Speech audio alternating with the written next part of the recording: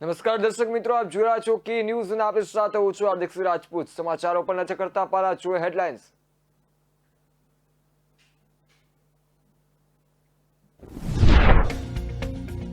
શેરબજારમાં ઘટાડા પછી પણ સરકાર અડગ, ચાલુ નાણાકીય વર્ષના ચોથા ક્વાર્ટરમાં એલઆઈસીનો આઈપીઓ લોન્ચ કરવાની તેની યોજનાને રાખશે યથાવત। સેન્સેક્સમાં બોલેલા કડાકાના પગલે રોકાણકારોની સંપત્તિમાં ₹4.30 લાખ કરોડનું ધોવાણ। સેન્સેક્સમાં 949 અને નિફ્ટીમાં 284 પોઈન્ટનું ગાબડું। કેન્દ્ર સરકારે ના પાડી હોવા છતાં બિહારમાં જાતિ આધારિત થશે વસ્તી ગણતરી, રાજ્ય સરકાર ઉઠાવશે ખર્ચ। સરકારે હજી સુધી ખેડૂતો સાથે વાતચીત શરૂ નથી કરી। સિંધ બોર્ડર પર યુનાઇટેડ કિસાન મોરચો આંદોલનની બનાવશે વધુ રણનીતિ। દુબઈ જતા પહેલા સીએમની આજે કેબિનેટ બેઠક, ઓમિક્રોનની દાસત અને વાઇબ્રન્ટની તૈયારીઓ અંગે થશે ચર્ચા। સમાચારો પર કરીએ વિસ્તૃત નજર તો પેટીએમ અને સ્ટાર હેલ્થ જેવા મેગા આઈપીઓના નબળા પ્રદર્શન છતાં સરકાર ચાલુ નાણાકીય વર્ષના ચોથા ક્વાર્ટરમાં લાઈફ ઇન્સ્યોરન્સ કોર્પોરેશન ઓફ ઇન્ડિયાની ઇનિશિયલ પબ્લિક ઓફરિંગ લોન્ચ કરવાની તેની યોજનાની યથાવત રાખશે।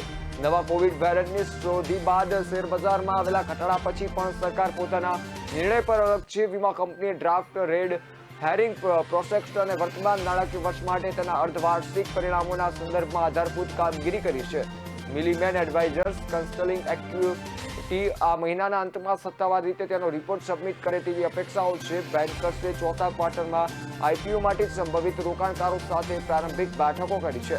સફળ એલઆઈસી આઈપીઓ રૂપિયાને ટેકો આપશે, રાજકોષીય ખાદ્યને નિયંત્રિત કરવામાં મદદ કરશે અને રેટિંગ એજન્સીઓ દ્વારા તેને હકારાત્મક રીતે જોવામાં આવી છે।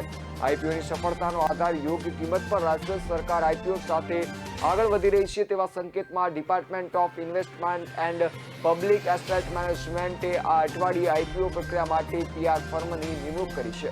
સરકારે આ વર્ષની શરૂઆતમાં એલઆઈસીના લિસ્ટિંગની સુવિધા માટે લાઈફ ઇન્સ્યોરન્સ કોર્પોરેશન એક્ટ 1956માં સુધારો કર્યો હતો। સુધારા મુજબ કેન્દ્ર સરકાર આઈપીઓ પછી પ્રથમ 5 વર્ષ માટે એલઆઈસીમાં 75% હિસ્સો ધરાવશે અને પછી લિસ્ટિંગના 5 વર્ષ પછી દરેક સમયે ઓછામાં ઓછા 51% હિસ્સો ધરાવશે। સરકાર હાલમાં એલઆઈસીમાં 100% હિસ્સો ધરાવે છે।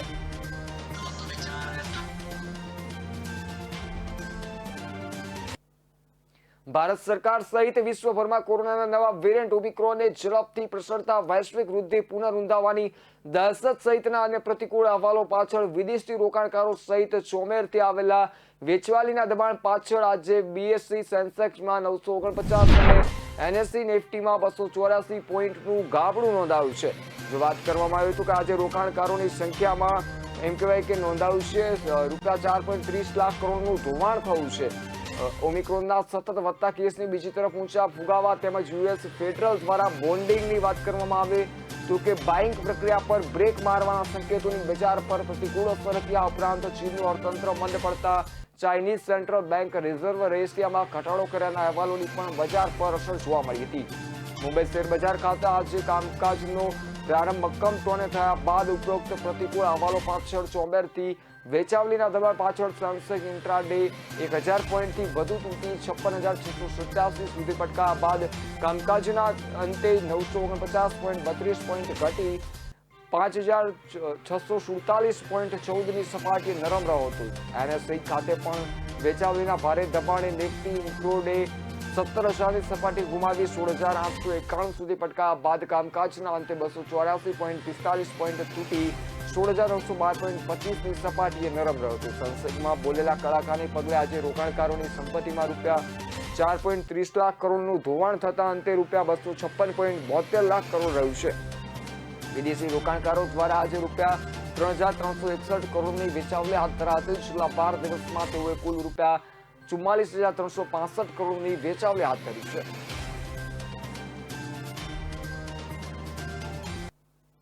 કેન્દ્ર સરકારે જાતિ આધારિત વસ્તી ગણતરી કરવાની ના પાડી છે, ત્યારે બિહારની રાજ્ય સરકારે પોતાની રીતે જ જાતિ આધારિત વસ્તી ગણતરી કરવાનું નક્કી કર્યું છે। જ્યારે જાતિ આધારિત વસ્તી ગણતરી પાછળ જે ખર્ચ થશે તે રાજ્ય સરકાર ઉઠાવશે। આ માટે ટૂંક સમયમાં બિહારમાં સર્વપક્ષીય બેઠક પણ યોજવામાં આવશે। આ 4 રાત બિહારના મુખ્યમંત્રી નીતિશ કુમાર દ્વારા કરવામાં આવી હતી। પત્રકારોની સાથે વાતચીતમાં નીતિશ કુમારે કહ્યું હતું કે અમે રાજ્યના અને પક્ષોની સાથે વાતચીત કરી રહ્યા છીએ। ટૂંક જ સમયમાં સર્વપક્ષીય બેઠક બોલાવવામાં આવશે। આ સમયે બધા પક્ષો સહમત થશે તેવી આશા છે। જાતે આધારિત વસ્તી ગણતરી કેવી રીતે કરવી અને કયા માધ્યમથી કરાવવી વગેરેની તૈયારીઓ કરવામાં આવી છે। રાજ્ય સરકાર સંપૂર્ણ ખર્ચો ઉઠાવવા તૈયાર હોવાનું પણ નીતિશ કુમારે કહ્યું હતું। વસ્તી ગણતરી સમયે લોકો પેટા જાતિ પણ જણાવશે। એવામાં સબ કાસ્ટ અને કાસ્ટ બંનેને જોવામાં આવશે। લોકોની જાતિ આધારિત વસ્તી ગણતરી માટે જાગૃત પણ કરવામાં આવશે। સૌના અભિપ્રાય બાદ જે સહમતિ બનશે તેના પર સરકાર વિચારણા કરશે અને એક તારીખ નક્કી કરવામાં આવશે જે દિવસે બધું નક્કી કરાશે। નોંધનીય છે કે લોકસભામાં હાલમાં જ સાંસદોએ સવાલ કર્યો હતો કે શું કેન્દ્ર સરકાર જાતિ આધારિત વસ્તી ગણતરી કરવાની તરફેણમાં છે, જેના જવાબમાં સરકારે હાલ એવું કોઈ આયોજન ન હોવાનું કહ્યું હતું।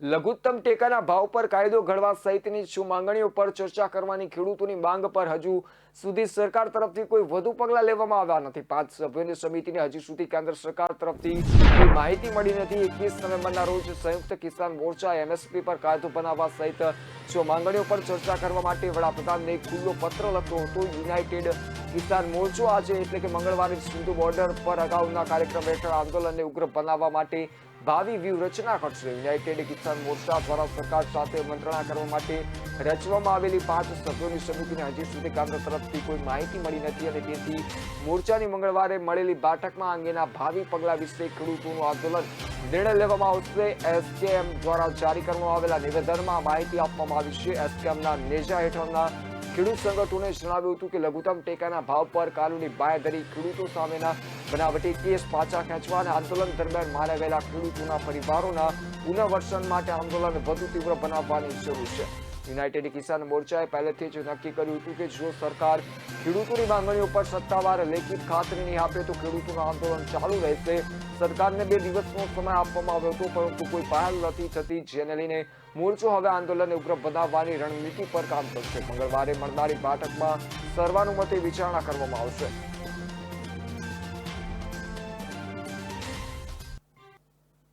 મુખ્યમંત્રી ભૂપેન્દ્ર પટેલ આવતીકાલથી 2 દિવસના દુબઈ યુએઈના પ્રવાસે જઈ રહ્યા છે, ત્યારે પૂર્વ આજે કેબિનેટ બેઠક યોજાશે। આજે બોલાવાયેલી કેબિનેટ બેઠકમાં રાજ્યમાં કોરોનાની સ્થિતિ અને ઓમિક્રોનનું સંક્રમણ રોકવા લેવાયેલા નિર્ણયોની સમીક્ષા કરાશે। આ સાથે વાયબ્રન્ટ સમિટની તમામ તૈયારીઓની પણ સમીક્ષા કરવામાં આવશે। જાહેર છે કે રાજ્યમાં ઓમિક્રોનનો ખતરો વધ્યો છે। ઝડપથી ફેલાનાર ઓમિક્રોન સામે લડવા માટે રાજ્ય સરકારે સારવાર, તબીબી સુવિધા સહિતની તૈયારીઓ શરૂ કરી છે, પરંતુ ઓમિક્રોન સામે નિયંત્રણો વધારવા અને સ્કૂલો બંધ કરવા સહિતના બાબતો અંગે હાલ કોઈ નિર્ણય લેવામાં આવ્યો નથી। સરકાર હાલ વેઇટ એન્ડ વોચની સ્થિતિમાં છે। રાજ્ય સરકારે વાયબ્રન્ટ સમિટની તમામ તૈયારીઓ આગળ વધારી છે, તો હાલ આ મામલે ગાંધીનગર કલેક્ટરે જાહેરનામું બહાર પાડ્યું છે। આ ગાઈડલાઈન પ્રમાણે યુકે, બ્રાઝિલ સહિત 8 દેશોમાંથી આવતા લોકોને હવે ક્વોરન્ટાઇન કરવામાં આવશે। આરટીપીસીઆર ટેસ્ટ પોઝિટિવ આવશે તો હેલ્થ સેન્ટરમાં આવા તમામ લોકોને લઈ જવામાં આવશે। તો ટેસ્ટ નેગેટિવ આવશે તો 8 દિવસ ક્વોરન્ટાઇન રહેવાના પણ આદેશ આપવામાં આવે છે। વ્યક્તિ જાતે ખર્ચો કરીને પણ રહી શકે છે, જેની માટે એક હોટલની ફાળવણી કરાઈ છે। તો આવા લોકો માટે હોમ ક્વોરન્ટાઇનની મંજૂરી આપવામાં આવી છે। આ માટે સરકારી વ્યવસ્થા પણ ઊભી કરાઈ છે।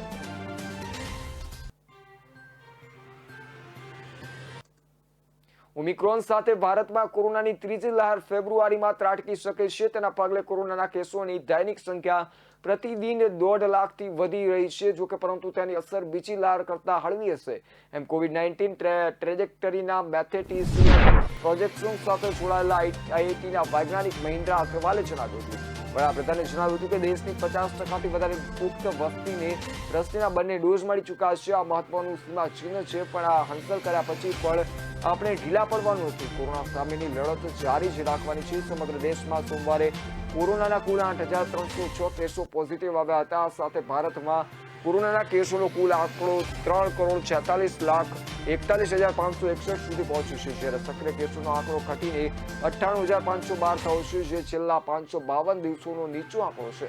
બીજા 211ના મોતના પગલે કોરોનાથી થયેલા મોતનો આંકડો 4,73,537 પર પહોંચ્યો છે। સળંગ 10મા દિવસે કોરોનાના દૈનિક કેસોની સંખ્યા 10,000થી નીચે નોંધાઈ હતી। તેની સાથે સળંગ 162મા દિવસે દૈનિક કેસોની સંખ્યાનો આંકડો 50,000ની નીચે છે।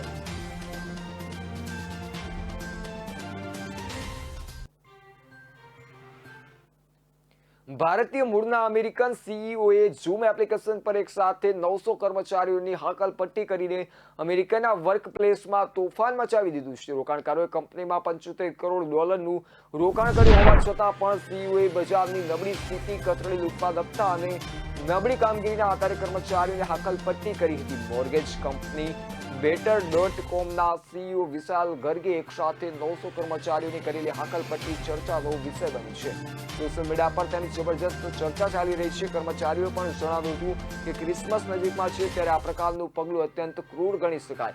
43 વર્ષના ગર્ગે ઝૂમ કોલમાં જણાવ્યું હતું કે હું તમારી સમક્ષ સારા સમાચાર લઈને આવ્યો નથી. જો તમે આ કોલ પર છો તેનો અર્થ એવો થાય છે કે તમે હાકલપટ્ટી પામનારાઓમાં એક છો. તમારી નોકરી તાત્કાલિક અસરથી પૂરી થાય છે. ગર્ગે જણાવ્યું હતું કે આ સમાચાર તમને સાંભળવા નહીં ગમે, પરંતુ આ મારો નિર્ણય છે. મારા માટે આ ખરેખર પડકારજનક નિર્ણય હતો. મારી કારકિર્દીમાં હું બીજી વખત આવું કરી રહ્યો છું ને મેં આ પહેલી વખત કર્યું ત્યારે હું રોયો પણ હતો.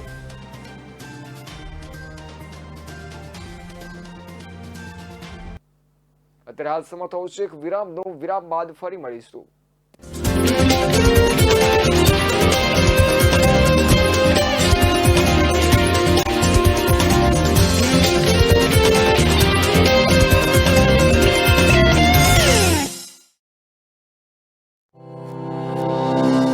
કોઈ બી બિઝનેસનો જે બેઝિક પ્રશ્ન હોય છે તે હોય છે માર્કેટિંગ. દરેકનો બિઝનેસ વધતા ઓછા પ્રમાણમાં ચાલતો તો હોય જ છે. તો મારા બિઝનેસમાં મને જે તકલીફ પડી રહી હતી એમાં એવું હતું કે ક્વોલિટી વર્ક હું લેવા જાઉં તો મારા બજેટની બહાર જતું રહેતું હતું. મારું નામ હર્ષ પટેલ છે. Way to fashion WTF Vastrapur ખાતે મારી રેડીમેડ ગાર્મેન્ટની શોપ છે જે છેલ્લા 8 વર્ષથી હું ચલાવી રહ્યો છું. મારા મિત્ર થ્રુ મને એક એપ્લિકેશન વિશે જાણવા મળ્યું કે જેની અંદર આપણા રેગ્યુલર કસ્ટમર તો જે હોય એના સાથે તમે ટચમાં તો હો જ છો, પણ જે નવા કસ્ટમર આવે અથવા તો તમે જેમ કે ઇન્સ્ટાગ્રામ કે વોટ્સઅપ ઉપર જે ડિજિટલ માર્કેટિંગ કરતા હોય તેની સાથે હું માર્કેટિંગ કરી શકું છું. બ્રાન્ડ સ્પોર્ટ 365 સૌથી પહેલાં તો 7 દિવસનો જે ટ્રાયલ ફ્રી પેક હતો એ મેં યુઝ કર્યો. એનાથી મને સારી એવી મજા બી આવી અને એકદમ ઇઝી છે કે જેમાં મારે કોઈની જરૂર પણ નથી પડતી. હું મારી જાતે મારું માર્કેટિંગ કરી શકું છું. એ ફીચર્સ મને બહુ સારો લાગ્યો. ત્યારબાદ મને એવું લાગ્યું કે આપણે આના પેઇડ વર્ઝનમાં જવું જોઈએ, જે મેં લીધું પેઇડ વર્ઝન એનું. ત્યારબાદ એની અંદર એવી સિસ્ટમ છે કે તમે અનલિમિટેડ ફ્રેમ ડાઉનલોડ કરી શકો છો અને તમારો લોગો, એડ્રેસ અને કોન્ટેક્ટ નંબર લગાવી અને તમારા કસ્ટમરને એપ્રોચ કરી શકો છો, જેનાથી મારો કસ્ટમરનો ફ્લો પણ વધ્યો અને મને ઇઝી પણ લાગ્યો આ યુઝ. મારે જે માર્કેટિંગનો એમ હતો જેનું પરફેક્ટ સોલ્યુશન મને બ્રાન્ડ સ્પોર્ટ 365 એ આપ્યો. કોઈ ઝંઝટ નથી. લોગો અપલોડ, ઇમેજ ડાઉનલોડ અને શેર. બ્રાન્ડ સ્પોર્ટ 365 આસાન है.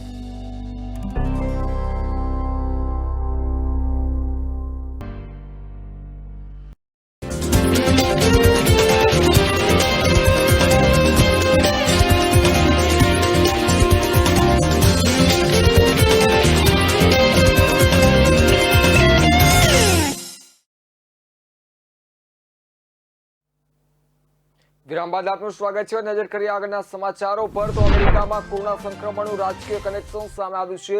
ટ્રમ્પને વોટ આપનાર રિપબ્લિકન રાજ્યોમાં 60% લોકોએ અત્યાર સુધી કોરોનાની વેક્સિન લીધી નથી. રાષ્ટ્રપતિ પદ માટે ચૂંટણીમાં ડેમોક્રેટ જો બાઇડનને બહુમતી આપનાર રાજ્યમાં 83% લોકો અત્યાર સુધી વેક્સિન લઈ ચૂક્યા છે. આ રીતે કોરોનાને કારણે અમેરિકામાં થનારા મૃત્યુ ટ્રમ્પવાળા રાજ્યો એટલે કે રિપબ્લિકન સ્ટેટ્સમાં લગભગ 2 ગણા વધુ થાય છે. એક રિપોર્ટ અનુસાર રિપબ્લિકન રાજ્યોમાં વધુ મૃત્યુદર અને સંક્રમણનું મોટું કારણ રિપબ્લિકન પાર્ટી તરફથી વેક્સિનેશન અને લોકડાઉનનો વિરોધ કરવો છે. રિપબ્લિકન પાર્ટીના મોટા ભાગના સમર્થકો એન્ટી વેક્સિન એટલે કે વેક્સિન લેવાના વિરોધી છે. તે રાષ્ટ્રપતિ બાઇડનની ફરજિયાત વેક્સિન નીતિનો પણ વિરોધ કરી રહ્યા છે. CDCના રિપોર્ટ અનુસાર મેથી અત્યાર સુધીમાં વેક્સિન ન લેનારા લગભગ 1.5 લાખ લોકોનું મૃત્યુ થઈ ચૂક્યા છે. બેલર યુનિવર્સિટીના પ્રો પીટર હોતેજ અનુસાર વેક્સિન ન લેનારા મોટા ભાગના લોકો રિપબ્લિકન સમર્થક છે. બોઇજર ફેમિલી ફાઉન્ડેશન અનુસાર મહામારીની શરૂઆતમાં એફ્રો અમેરિકન યુવા અને ગ્રામીણ ક્ષેત્રોમાં રહેતા લોકોમાં વેક્સિન પ્રત્યે ખચકાટ હતો, જે બાદમાં ઘટી ગયો, પણ રિપબ્લિકન પાર્ટીના સમર્થકોમાં તે હજુ પણ યથાવત છે.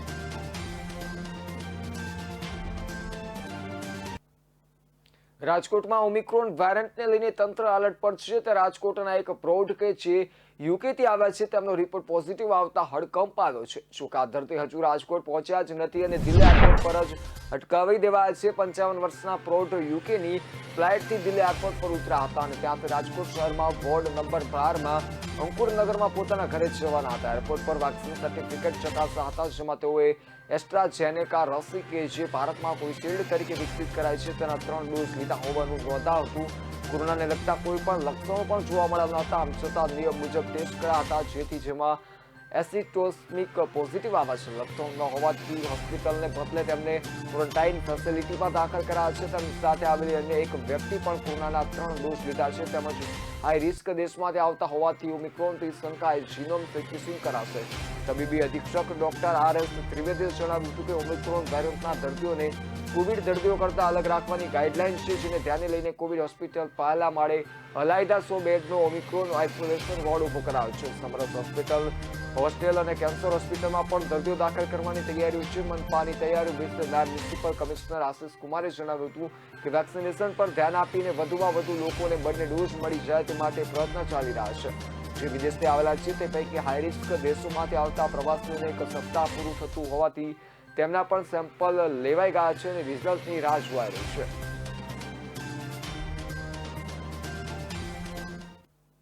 ઓમિક્રોનના વધતા ખતરાને જોતા કર્ણાટકમાં શાળાઓ ફરી બંધ થઈ શકે છે. જો કે આગળ હજુ સુધી કોઈ સત્તાવાર પુષ્ટિ કરવામાં આવી નથી, પરંતુ કર્ણાટકના શિક્ષણ પ્રધાન BC નાગેશ આવા સંકેતો મળી રહ્યા છે. હકીકતમાં તે શૈક્ષણિક સંસ્થાઓમાં COVID-19 કેસની સંખ્યામાં વધારાને ધ્યાનમાં રાખીને શાળાઓ બંધ કરવા પર વિચાર કરી રહ્યા છે. જો કર્ણાટક રાજ્યની કોઈપણ શૈક્ષણિક સંસ્થાઓમાં જીવલેણ રોગચાળાના વધુ કેસ નોંધાય તો શાળા, કોલેજો, છાત્રાલયો અને નર્સિંગ શાળાઓમાં ચાલતા વર્ગો બંધ કરવાનો નિર્ણય લઈ શકાય છે. કર્ણાટકમાં COVID-19ના સક્રિય કેસની કુલ સંખ્યા 7161 છે. વધુમાં કર્ણાટકમાં કોવિડને કારણે સક્રિય ગુણોત્તર 0.24% છે.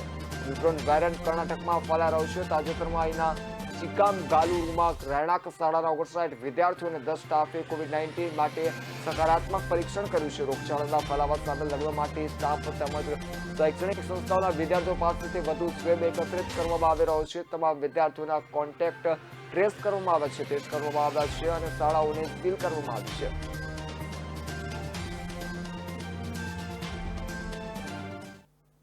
વડાપ્રધાન નરેન્દ્ર મોદી ઉત્તર પ્રદેશ વિધાનસભા ચૂંટણી 2022 પહેલા ઉત્તર પ્રદેશમાં કલ્યાણકારી યોજનાઓના લોકાર્પણ અને વિવિધ પ્રોજેક્ટના ખાતમુહૂર્તના ભાગરૂપે ગોરખપુરમાં all India institute of medical સાયન્સને ખાતરની ફેક્ટરીનું ઉદ્ઘાટન કરશે. સાથોસાથ એક વિશાળ રેલીને સંબોધિત કરશે. PM મોદીના આ રેલી ભાજપ માટે ઘણી મહત્વની છે, કારણ કે ભાજપાના દ્વારા યુપીના મોટા હિસ્સામાં પોતાનો સંદેશ આપશે. એવું કહેવામાં આવી રહ્યું છે કે આ રેલીમાં લગભગ 4 લાખ લોકો ભાગ લેશે અને તેના દ્વારા ભાજપ તેના વિરોધીઓને પક્ષની રાજકીય શક્તિનો અહેસાસ કરાવશે.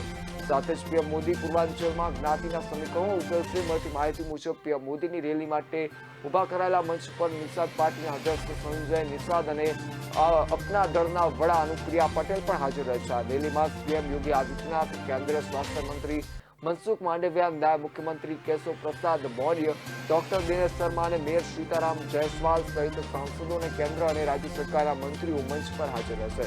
વડાપ્રધાન નરેન્દ્ર મોદી ખાતરની ફેક્ટરીની ભેટ આપશે અને તેની સાથે તેઓ ગોરખપુર એઇમ્સનું ઉદ્ઘાટન પણ કરશે. ગોરખપુર પહેલા PM મોદી ઘણી વખત વારાણસી આવી ચૂક્યા છે અને રેલીને સંબોધિત કરી ચૂક્યા છે. PM મોદી ફર્ટિલાઇઝર ફેક્ટરીના મેદાનમાં એક મોટી રેલીને સંબોધિત કરશે. PM મોદી અને CM યોગીની સાથે કેન્દ્રીય નાણાં રાજ્યમંત્રી પંકજ ચૌધરી પણ મુખ્ય મંચ પર હાજર રહેશે, જેઓ પછાત જ્ઞાતિમાં સારી પકડ ધરાવે છે. આ સાથે જ ગોરખપુર ક્ષેત્રના 10 સાંસદોને પણ PM મોદી સાથે મંચ પર બેસવાની તક મળશે અને તેની સાથે રાજ્ય સરકારના 10 મંત્રીઓ પણ મંચ પર હશે.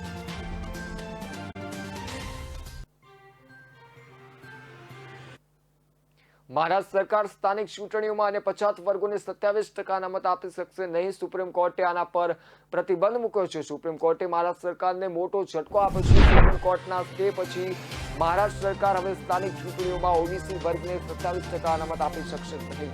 સુપ્રીમ કોર્ટે અનામત પર રોક લગાવી દીધી છે. સુપ્રીમ કોર્ટે રાજ્ય ચૂંટણી પંચને 27% અનામતને આગળ ન વધવા જણાવ્યું છે. કોર્ટે કહ્યું છે કે ક્રિકેટ રેસને અનુસર્યા વિના OBC અનામત માટે વટહુકમ લાવવાના રાજ્ય સરકારના નિર્ણયને સ્વીકારવામાં આવશે નહીં. સુપ્રીમ કોર્ટે વટહુકમ પર સ્ટે મૂકતા OBCને 27% અનામત કોટા આપવાનો ઇનકાર પણ કર્યો હતો. કોર્ટે કહ્યું છે કે આયોગની રચના વિના અને પ્રતિનિધિત્વની અયોગ્યતા વિશેના ડેટા એકત્રિત કર્યા વિના અનામતને અમલ કરી શકાતો નથી. આ સાથે કોર્ટે કહ્યું છે કે જનરલ કેટેગરી સહિત અન્ય અનામત સીટો માટે બાકી રહેલ ચૂંટણી કાર્યક્રમમાં વધારો કરી શકાય છે. આ મામલે સુનાવણી કરતા જસ્ટિસે એમ ખાન વિલકર અને જસ્ટિસ રવિકુમારની બેન્ચે આ ચુકાદો આપ્યો હતો. સુપ્રીમ કોર્ટમાં અરજી દાખલ કરીને વટહુકમને પડકારવામાં આવ્યો હતો.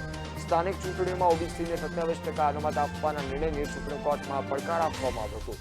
કોર્ટે સ્પષ્ટ કર્યું છે કે મહારાષ્ટ્ર સરકાર ટ્રિપલ ટેસ્ટનું પાલન કર્યા વિના જ વટહુકમ લાવી છે. તેથી જ ઓબીસીને 27% અનામત આપવાના નિર્ણય પર રોક લગાવવામાં આવી છે. આ સાથે જ કોર્ટે રાજ્ય ચૂંટણી પંચને પણ આ નિર્ણય પર આગળ ન વધવા જણાવ્યું છે.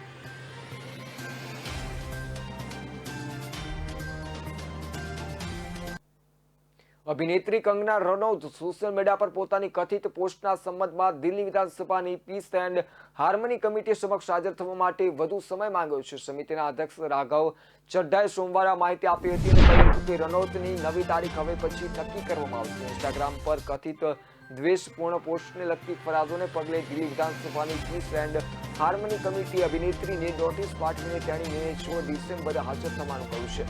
રનૌત સોમવારે હાજર ન રહેવા માટે વ્યક્તિગત અને વ્યાવસાયિક કારણો ટાંક્યા હતા. ચડ્ડાએ કહ્યું કે કંગના રનૌતે દિલ્હી એસેમ્બલીની પીસ એન્ડ હાર્મની કમિટી સમક્ષ હાજર થવા માટે વધુ સમય માંગ્યો છે.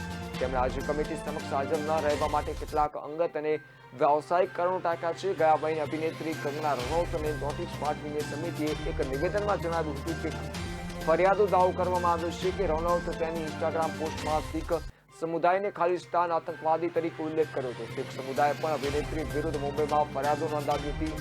દિલ્હી વિધાનસભાની એક સમિતિ અભિનેત્રી કંગના રનૌતને શીખ સમુદાય વિરુદ્ધ આપેલા નિવેદનના સંદર્ભમાં કમિટી સામે હાજર થવા માટે કહ્યું છે. અભિનેત્રી 6 ડિસેમ્બરે આમ આદમી પાર્ટીના નેતા રાઘવ ચડ્ડાની આગેવાની હેઠળની પીસ એન્ડ હાર્મની કમિટી સમક્ષ હાજર થવાની હતી. અત્રે ઉલ્લેખનીય છે કે એગ્રીકલ્ચર એક્ટને પાછો ખેંચવાની જાહેરાત કર્યા બાદ કંગનાએ શીખ સમુદાય વિરુદ્ધ અપમાનજનક ટિપ્પણી કરી હતી. કંગનાએ ખેડૂતોના આંદોલનની તુલના ખાલિસ્તાન ચળવળ સાથે કરી હોવાના નિવેદન બદલ અભિનેત્રી વિરુદ્ધ દેશના અલગ અલગ વિસ્તારોમાં એફઆઈઆર દાખલ કરવામાં આવી હતી.